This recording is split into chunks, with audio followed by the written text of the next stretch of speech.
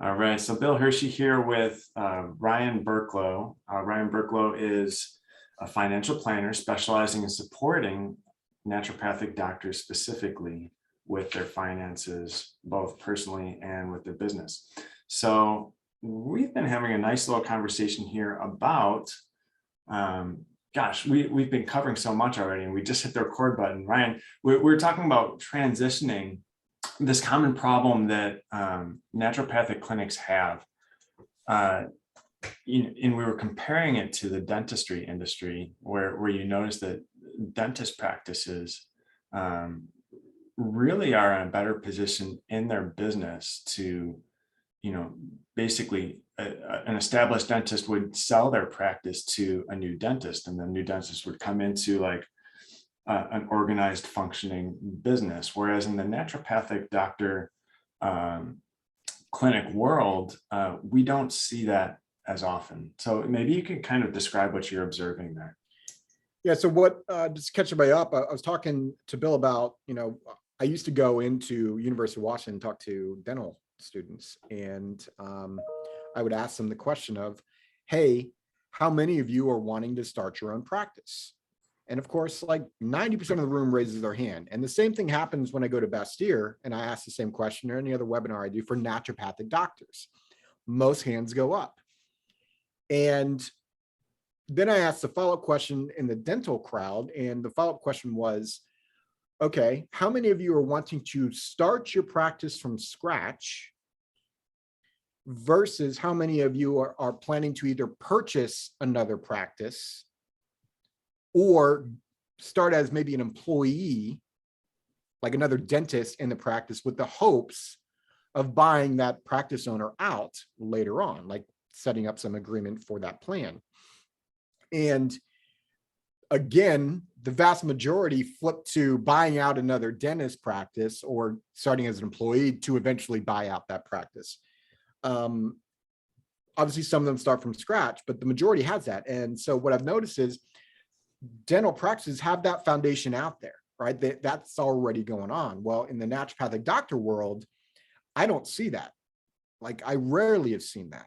Matter of fact, I see the opposite of that occurring, where a practice owner will bring other providers or NDs in, and then like 2 or 3 of the NDs decide, oh, we're going to break apart and go start our own practice, right? So there's just the foundation for NDs is not there, that at least from what I've seen, right? And I don't pretend to be the expert in all things. I'm just sharing what I've seen in the dental world versus NDs, and I realize they're very different, but they're still business owners, and the same business foundations are still there.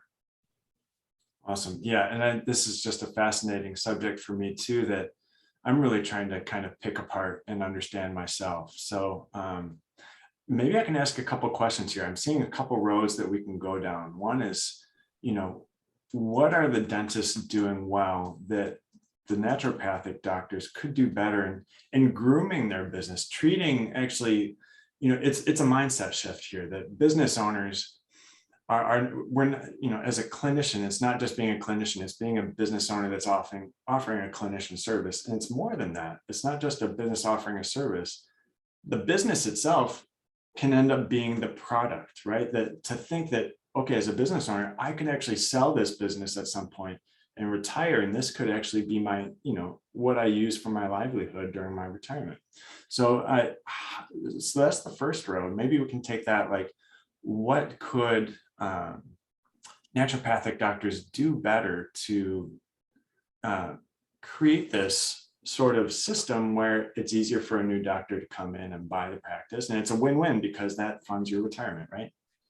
Yeah, so much of this is just maybe starting to talk about it.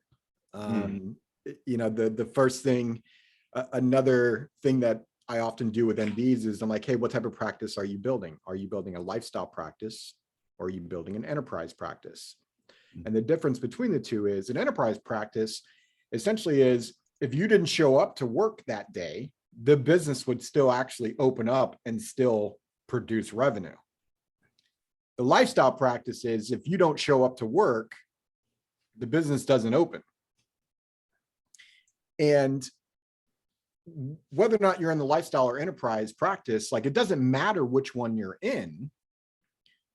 However, most people that I talk to maybe don't really realize which direction they're in or which one they are in. And then they're like, oh, I'm building the enterprise. Like most of them say, oh, I'm building the enterprise. But I'm like, okay, so how are you going to do that?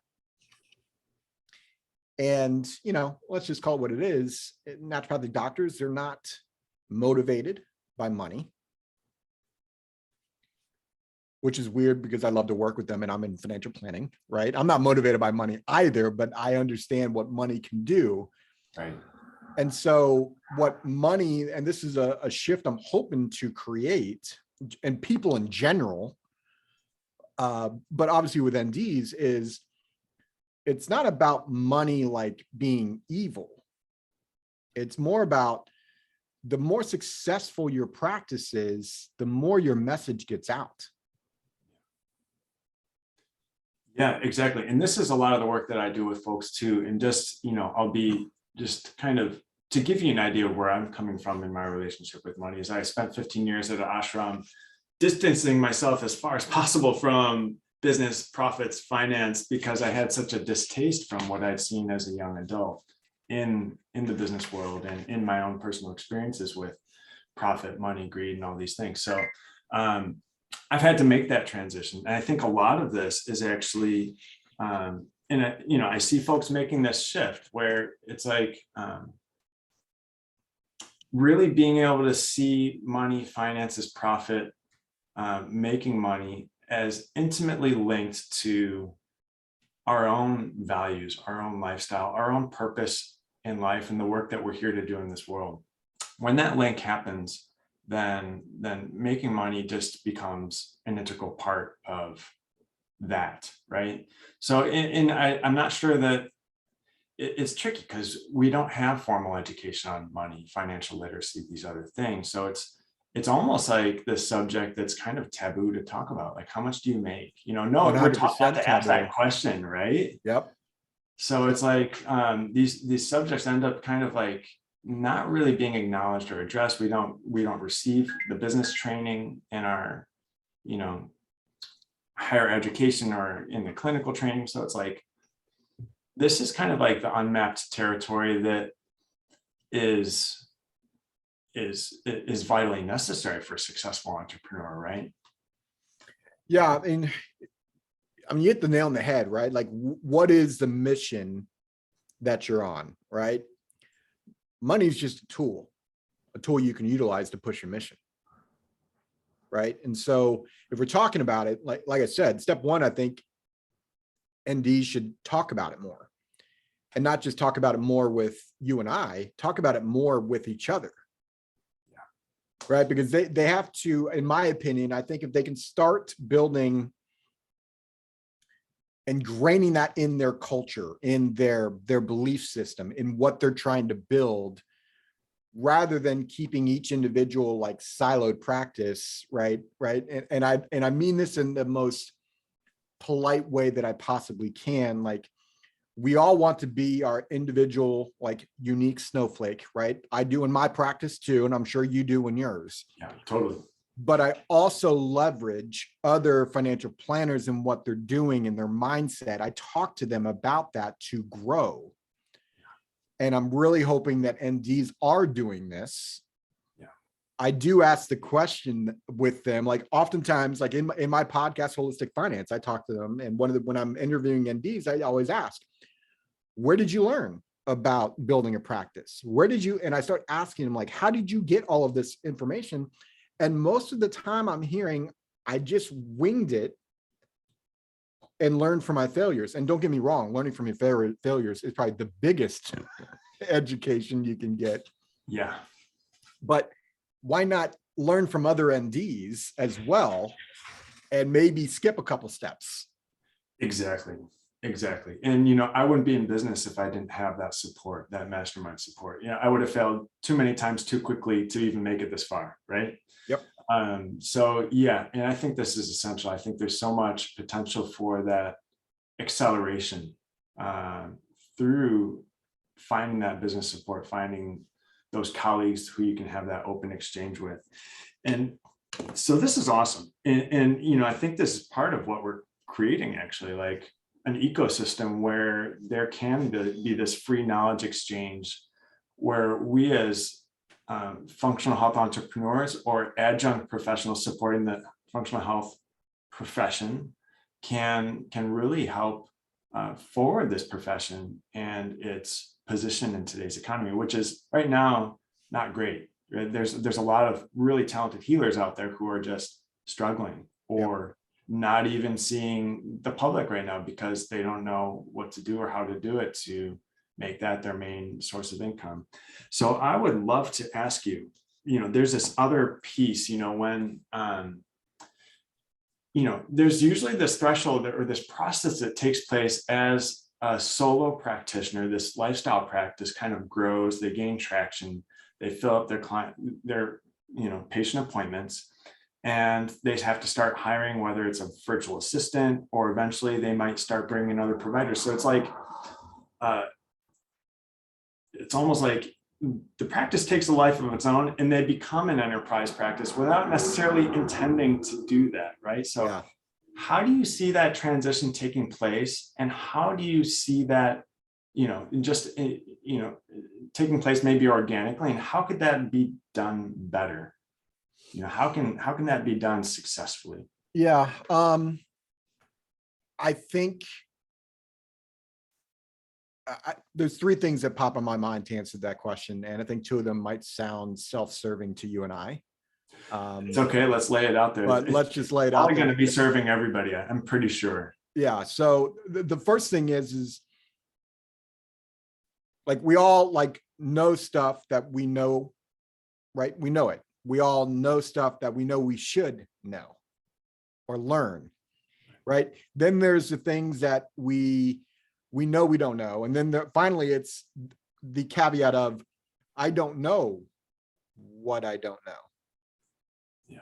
Right. And the only way to do that is to really engage and work with other professionals and with other NDs, but also with professionals like yourself, right?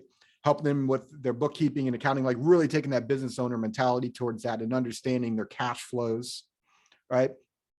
With me, foundational kind of financial planning to begin with. Like, are you even, like, I'll put it in their terms, right? When a patient comes in, you're not diagnosing, you're learning about the person, right?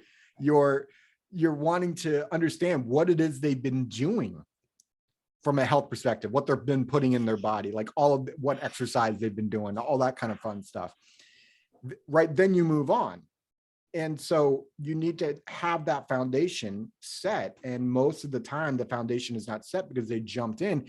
And to be fair, like, is a cart before horse type conversation, but at some point, I would say you need to reach out to someone that has that experience. And then that person can help you. I think the biggest value add that you and I can bring to answer your question around when to bring on your first employee, because let's just face it, when I brought on my first employee, I was scared crapless, like, holy crap, I'm responsible for another person's income and another person's family.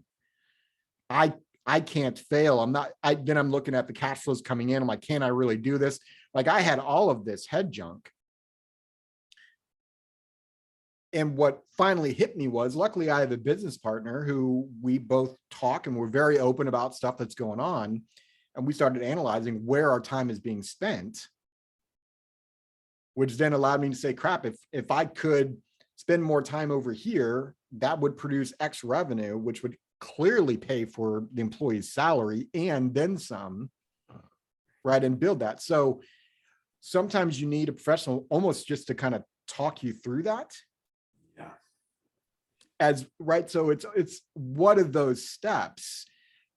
That's what people like you and I can do. But first, it's got to start with the doctor being open to that conversation. Definitely.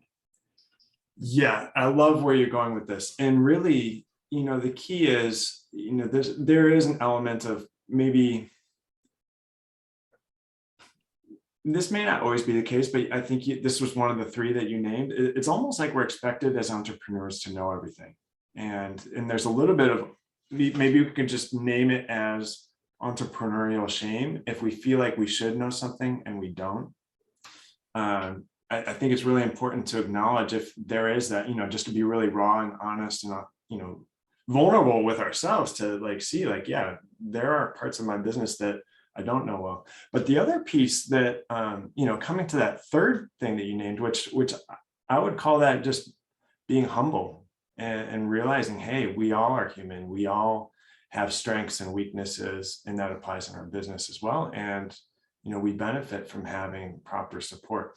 So just to kind of disarm everybody here, even the most successful business coaches, guess what? They have business coaches too, right? Because we all have blind spots, and that's just kind of built in. So, and I'm a finance guy. I do like financial planning and forecasting and stuff, but doing my own forecasts and like, getting in my head, getting everything in my head onto paper or externalizing it and being able to see it from an outside perspective is actually really painful.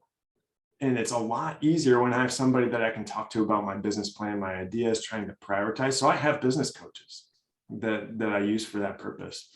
So, there's this power of like, I call it the power of synergy, that one and one just doesn't make two. There's actually like a compound effect there, right? Like one and one actually makes 4 or 8 or 11, right? So I think that's worth acknowledging, that, when you have the right support, whether it's colleagues, whether it's, someone you can just speak to, whether it's somebody working with in a professional relationship, you can go further, faster, and get better results. But I'm curious. One quick addition to that, just real quick, is the other side of this is, I'm sure certain NDs that may listen to this will say, okay, I get you, Bill and Ryan, like I get what you're saying. When the hell am I going to have time to do that? Yes, that's a perennial problem, right? Because they're everything from the CEO to the janitor. Yes. Right. Which you and I both have been, and to some degree maybe still are. I know I feel like it too. Right.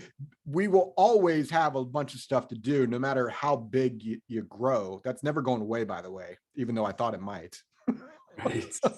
Right. Right. But you have to, and this is where it gets into, for me, and this is where the coaching, to your point, the coaching thing really brought in. When I first come into my day, the first 30 minutes is me being the owner of the business and understanding what it is I need to get done. And if one of those things is like, even myself, I'm a financial planner. Guess what? I hired a financial planner for myself. Nice. I'm glad I'm not the only, when I'm in a position of my business, I'm probably going to hire a CFO to kind of like help me with that. So I love that you're doing. We all have our blind spots, even though I think I know a lot, which I think I do. I still will have blind spots. And so I hired a financial planner to double check on that. Right. So you have to take a step back. And the only way you take that step back sometimes is, have you actually organized your day to do so? And if had I done that from day one, I would be 10 times further today than I am right now. So sorry, I didn't mean to interrupt you, but I just thought that was. Yeah, that is the perfect addition. And I think it really gets into this piece that, if we're in that position, we're doing everything for our business, and it's like our business is running us.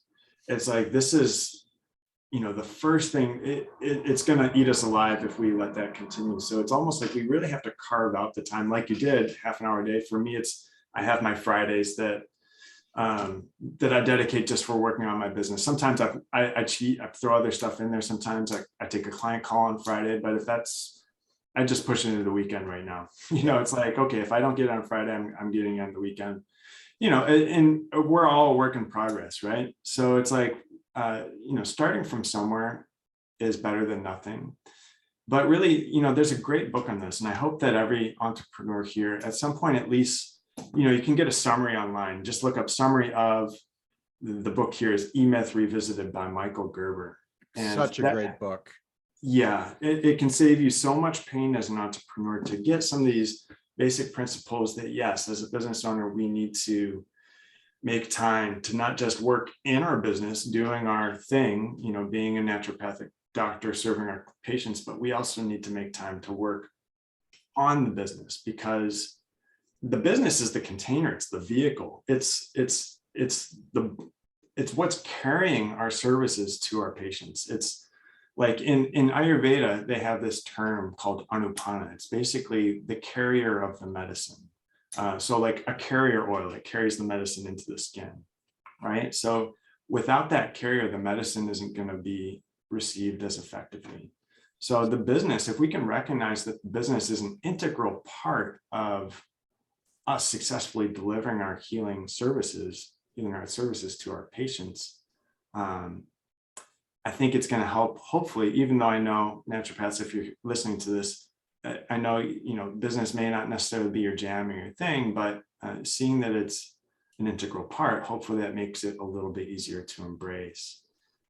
So just a thought on that. If you want to add anything to that, feel free. Otherwise, I have a big question for you. No, I think you summarized it great there. And I love you brought up that book. So that's awesome. Nice. Awesome. Yeah. I mean, I think we just walked right into that. Okay. So we've been having this dialogue about retention of talent, retention of providers, right? And this is a problem that you've observed, and I'm seeing it with a couple of my clients too, that, it can kill a clinic if you lose like your best providers, and then all of a sudden, you have nobody to see your patient. It's all on you again, right? Your whole practice can collapse. And it is, I haven't seen that happen yet, but it sounds like you've seen that. And so what do you recommend? Maybe you can describe the problem a little bit more than what I've described, and what do you see working for compensation structures that are win-win situations for both the employee provider and the business owner, naturopathic doctor? Yeah, I'll start it by talking about 1099 versus W-2. There you go. Yeah, great start. And for those of you who don't understand the difference, a 1099 is not an employee of yours. You're essentially paying that person, right? Maybe they're renting a room for you or something like that, or you're paying that person for their service, whatever they're doing.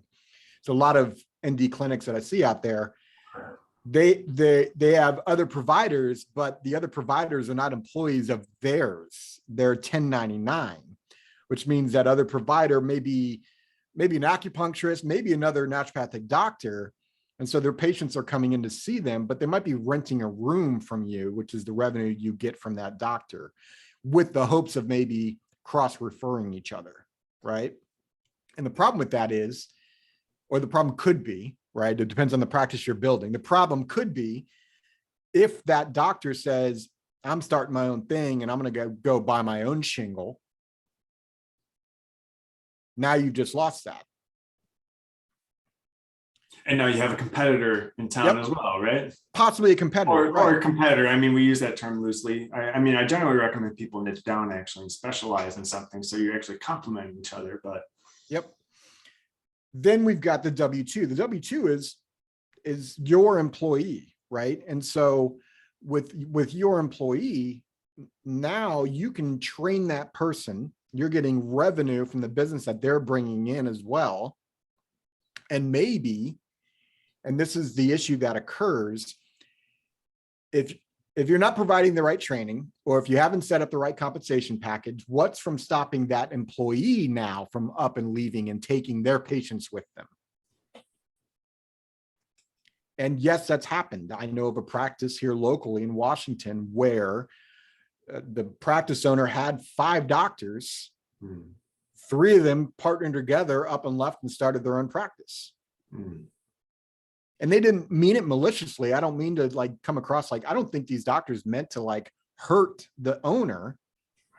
They just wanted their own thing, right? So this is where it becomes very important to build compensation structures around, especially with your key providers. Like if you have a provider that's really doing a really fantastic job, really aligns with what you're building. Okay, so you have to lock that person in. That would allow you then to be a true business owner, where if you didn't show up one day, now you had another doctor that could see your patients. Right. Right. So the compensation structure is huge. So like, for example, you can build a compensation structure where as the practice does well, there's a profit share bonus that goes to that doctor.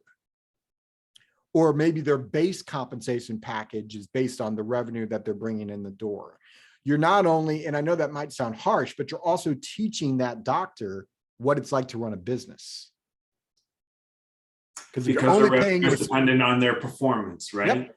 So this is where the hiring process is key, attracting the right people, right? So it all folds into one, and it's difficult. I'm not going to sit here and pretend that like it's so easy. It's not. But if you have the mindset with that coming in, yes, you're going to hire the wrong people. Yes, you're going to find the right people. Right. And that's where the key thing is here. So I hope that answers your question. It's more around like, again, it goes back to what type of practice are you wanting to build? And you can't sell a practice for retirement's sake. If you go away, so does the practice. Right, exactly. So I'm curious, talking a little bit more at a granular level with compensation structures, there's, people cut it in different ways, maybe we can just look at it in terms of like that sort of, those splits. So like maybe it's 50-50 split. And then after like a $20,000 threshold, you get 60, the provider gets 60%, the clinic takes 40%. Or maybe some people are doing 70-30 right out the bat, right? 70% for the provider. Or maybe folks are doing 60-40 right off the bat.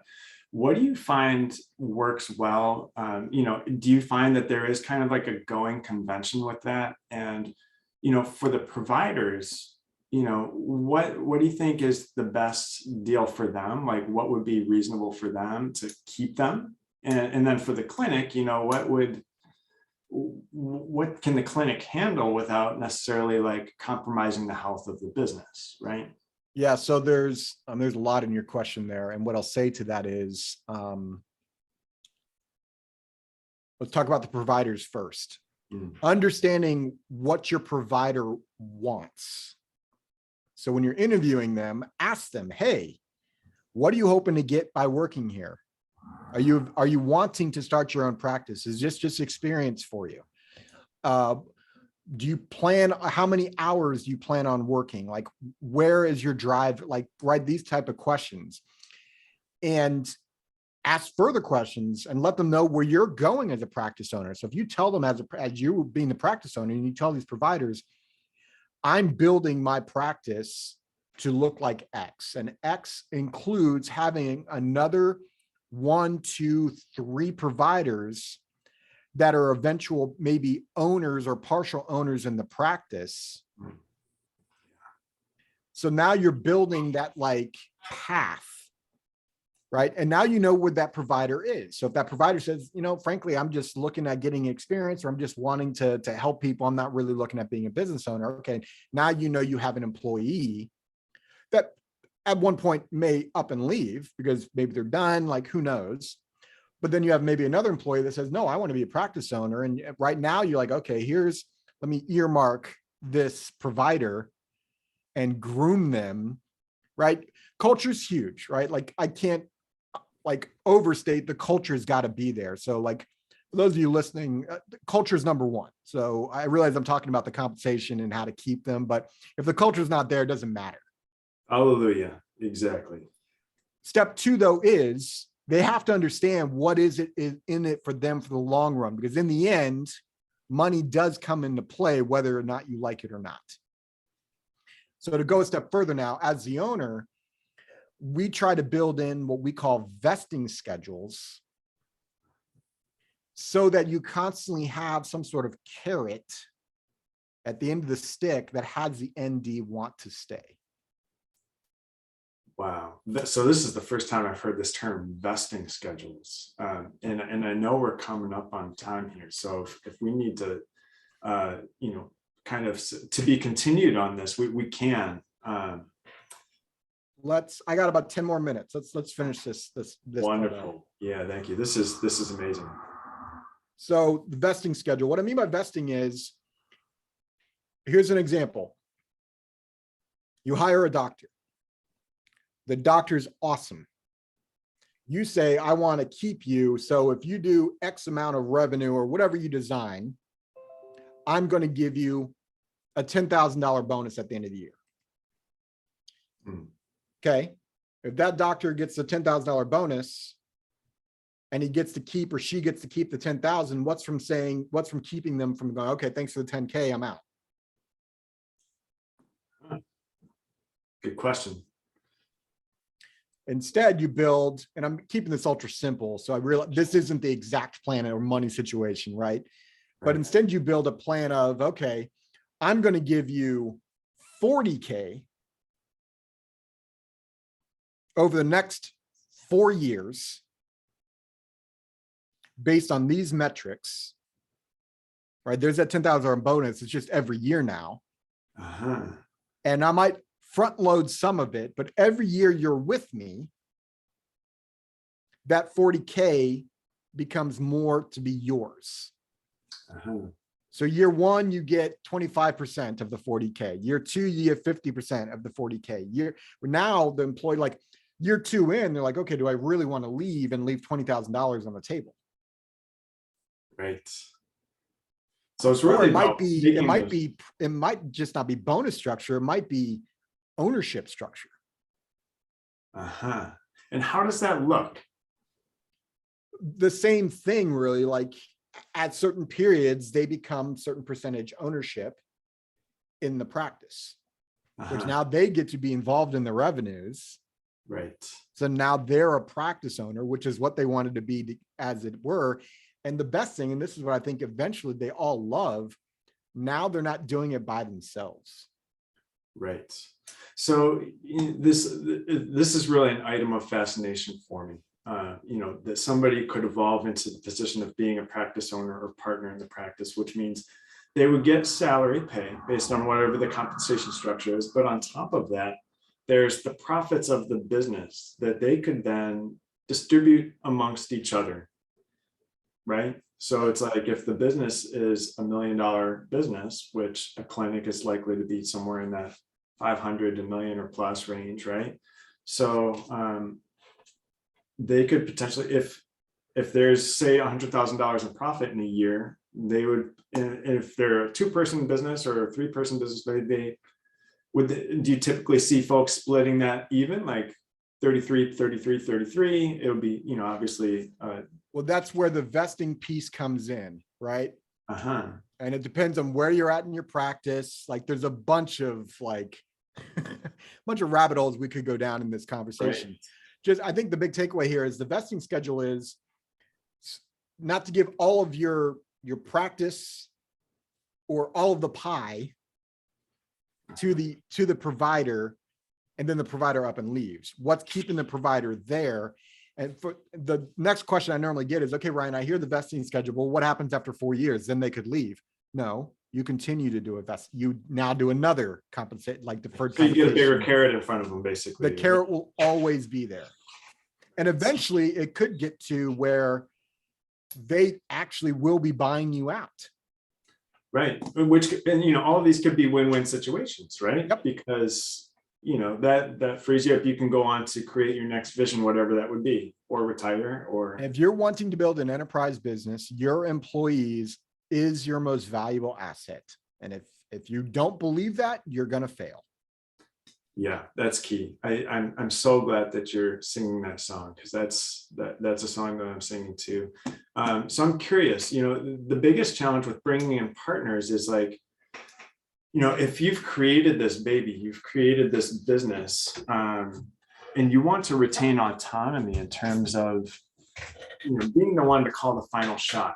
Do you just say, oh, okay, we'll be partners, but I'm going to be a 51% partner and you'll be a 49% partner, or maybe you're the 50% and the other 2 partners are 25% partners. I guess there's a lot of different ways of cutting that, right? Or what do you see working well in those scenarios? Well, it's gradual scenarios, right? This isn't, every once in a while you get, most of the time you get 2, maybe 3 doctors that just come together and make the entity, right? And then you'll get the 50-50 split, or the 33, 33, 33 in the case of the 3 doctors. in the case of we're talking about around you hiring this employee and that employee eventually becoming a part owner, it's baby steps, right? Because you're right. As the primary owner, it's your baby. You want the final say. And you also have to realize, and this is key, you're not going to be able to do it on your own. Exactly. That employee, and this is where, again, and this isn't my area of expertise, although I talk into it quite often because I go through my own head junk here, right? Because I'm a control freak. I confess too, I'm a card holding member of that club. Right. But having the financial coach, having a third party call you out on your BS is huge. Yeah. Yeah, definitely. Yeah, it comes back to those blind spots, right? Yep. Gosh, this is such great stuff. And it's like we could do like a full course, I think, on some of these things, like how to create these investing schedules, if that's the word that we could use for this. Yeah. I'm curious, you know, in your experience, what have you seen to be like, say, like, you know, a case study of someone who's done this really well? And, you know, we talked about like a worst case scenario of these 3 providers walking away from this, you know, successful clinic and all this. And it sounds like that clinic maybe collapsed after they left. So that's maybe the worst case scenario. They ended up selling it for peanuts to another doctor. And now that other doctor is actually thriving because she was able to come in, bring her culture in. And now she has another clinic in another city. She's just kind of spreading like wildfire there. Okay, gotcha. So that's like the worst case. It's almost like the worst case scenario and the best case scenario wrapped in one scenario, actually. So what is she doing well, you know, in relative to kind of the topics that we're discussing here? For her specifically, she came in and like the enterprise versus lifestyle practice hit her over the head. And she's like, crap, I had this mindset of the time and effort and money I was spending on bringing new doctors wasn't worth it. And why wasn't it worth it? The doctors she was bringing on weren't doing well. Okay. Because it wasn't a cultural fit? I think it was I don't know this to be sure because we've never had this exact full-blown conversation with her, so I don't want to speak for her. But if I were to guess, I think it was more about she was so focused on building the practice that she had to learn actually how to coach other doctors, and she had to learn how to interview and bring on the right doctor. Okay. Yeah, that's a whole learning curve and skill in and of itself, isn't it? Yeah. And so that piece, obviously you can kind of outsource that, but I haven't found an outsourcing provider that I know of specifically for naturopathic doctors. They might exist. And even outsourcing, sometimes I don't know that I agree with it, especially early on, because you got to get, knee to knee, really get a feel for who that person is. And so I think that's where the coaching comes in. And I think that can help. And you're still going to learn because you're still going to hire, myself included, you're still going to hire someone that was a bad hire. Right. Yeah. And that's how we learn, right? So it's like, sometimes we just have to be willing to make a mistake and learn. So the winning scenario that we're all talking about here is like, there's this one practice up here in Seattle where there is, I think, 4 owners, and they've got like 12 doctors, and they've got acupuncturists. Like they're a full-blown, like full service practice with different specialties. And the owners, like if one of them, I think took off for 3 months and went to Europe. Okay. So he's got, that's the real lifestyle practice, isn't it? Yeah. So that, like, the liberty, and he's still making money. He's probably still getting a paycheck from still that, getting right? a paycheck. Okay. Is he a doctor? Yeah. He lost some revenue from being the doctor side of stuff because he has his own patients, but he's still getting a paycheck from the revenue from the practice. Wow. Okay. How does that sound? For anybody who's listening, how does that sound? Is that something that you would like? And if so, we all do. I'm raising my hand, right? Like I haven't escaped for 3 months for me personally. Right.